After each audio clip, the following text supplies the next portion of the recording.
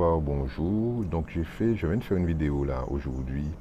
Nous sommes le 6 avril. Vous allez voir dans les vidéos de cette chaîne. Bon, je fais le short pour dire que cette vidéo est là, qui est plus longue de 4 minutes. Donc comme sous les shorts, je peux faire que des vidéos de 3 minutes.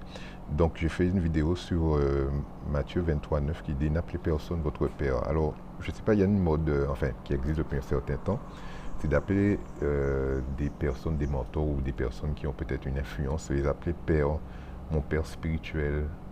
C'est valable pour également une femme, ma mère spirituelle, ma mère, enfin bon bref.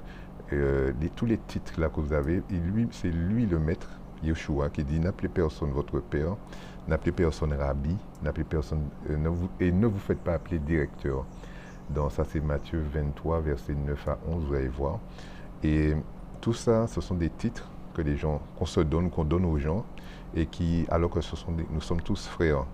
Nous sommes tous frères. Et la seule personne qu'on peut appeler père selon ce texte, c'est Dieu. Alors, comme pour moi, je disais qu'il n'y avait que deux personnes que j'appelais père. C'est mon père qui m'a engendré, mon père charnel.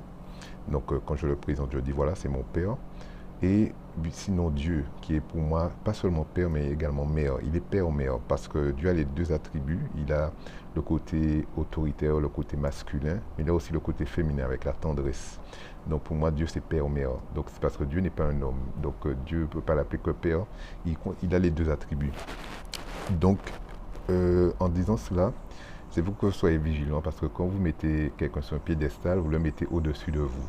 Et cette personne se met en travers de vous et Dieu, involontairement des fois, mais des fois volontairement.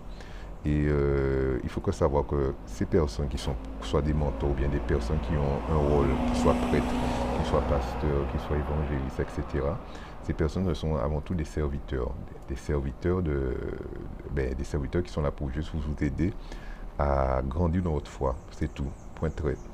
Et bien sûr, on est appelé à avoir un respect mutuel, une considération mutuelle, parce que ce n'est pas une considération pour l'autre et il n'a pas de considération pour vous, tout est mutuel.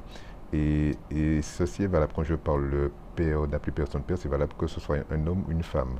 Car souvent dans les communautés chrétiennes, enfin, on a fait croire que la femme n'est rien, qu'elle ne compte pas, qu'elle n'est pas l'égale d'un homme, ce qui est totalement faux. Et comme la Bible a été traduite par des gens misogynes, on se retrouve avec des conceptions de la femme qui sont complètement fausses. Et la seule différence entre l'homme et la femme, elle est sexuelle. Point trait.